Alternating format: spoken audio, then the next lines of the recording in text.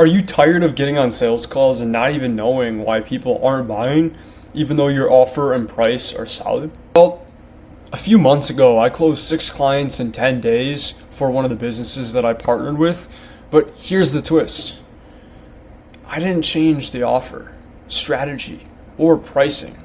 What I did change was internal, and that changed everything. You want to stop overthinking every call and start scaling to 10, 20K a month without feeling like you have to continuously push boulders up a hill, then this is for you. If you don't fix this, then you're going to keep tweaking your offer, your pricing, your strategy without knowing the real reason why you're still stuck waking up at 3, maybe 5K a month. So the month after I closed about 8 grand, mainly for one partnership that I was a part of, I was doing all the DMs, I was making content, I was getting on calls, but nothing really clicked, and I actually ended up making a little bit less money that month.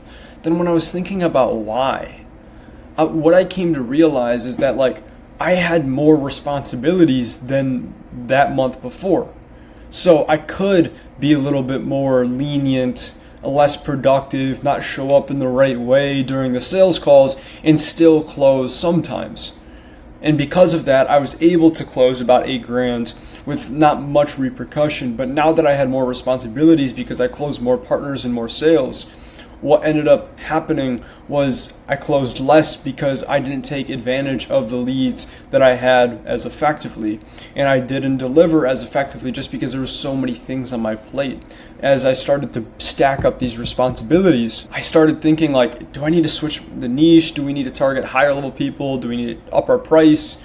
Even though we already had, what's the issue here? Then one day after talking to a mentor of mine, what I figured out was the issue wasn't any of the strategy stuff. It actually just came down to my mind and the way that it was set about my business. Because I was showing up scattered, I wasn't very organized, waking up late, missing a call or two, and not prioritizing what I needed to prioritize to actually make the progress that I want. Scattered all over the place, felt this inside of my body. I felt chaotic instead of structured, confident, and prepared. Now, let me explain to you what I actually changed and how I was able to make the shift from always feeling chaotic, always waking up late, or at least not following by the structure that I set for myself, really at all, resulting in a loss of sales, resulting in not being able to fulfill on the responsibilities that I had set for myself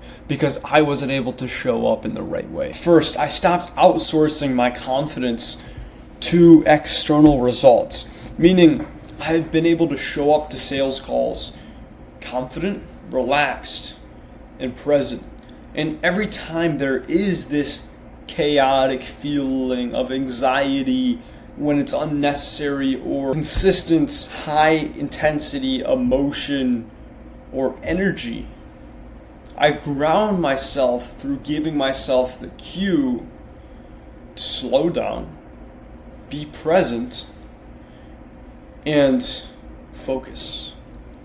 Now, I'm not saying that's exactly what you need to do for yourself, but the principle behind this is that you need to identify the lacking behaviors that you have in your sales process. Because once you can do that, then you can implement mental frameworks and mental cues to start switching your identity in what you do. Meaning, you can start being a higher level version of yourself, all through just identifying these more chaotic, unprepared, and scattered, unorganized times, feelings, or behaviors, and switching them with different cues, allowing you to progress so much faster. The next thing I did was set an actual standard for who I was going to work with. Before, in this partnership and in some of the business that I was running, I was just accepting anybody, letting anything client said slide by. However, during that time, I started setting standards in the business, meaning if somebody does something, if a client does something, we'll just let them go. We don't need that from them. We don't need the money. Or if there's a certain prospect that isn't entirely qualified, we don't have to work with them. Setting that standard helped give me a sense of peace because I was operating at another level.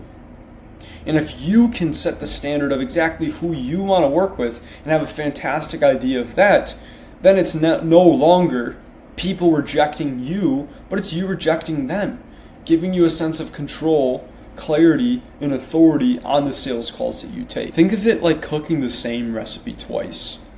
In the first time, the chef is nervous, and he actually puts a little bit too much one time, and so he checks the temperature, changes it, tries to make it exactly perfectly right, but then he forgets something, so then he goes back, but then he thinks he forgets something else, so he double checks it. However, the other one, the chef is calm, grounded. He knows what works because he has experience, but he also understands there's things he can learn. So he checks over what he needs to, follows by the recipe exactly, but without a doubt in his mind of, oh, maybe I'm doing this wrong. Because he knows that at the end of the day, he's going to be able to look back over it and be like, well, how did this taste?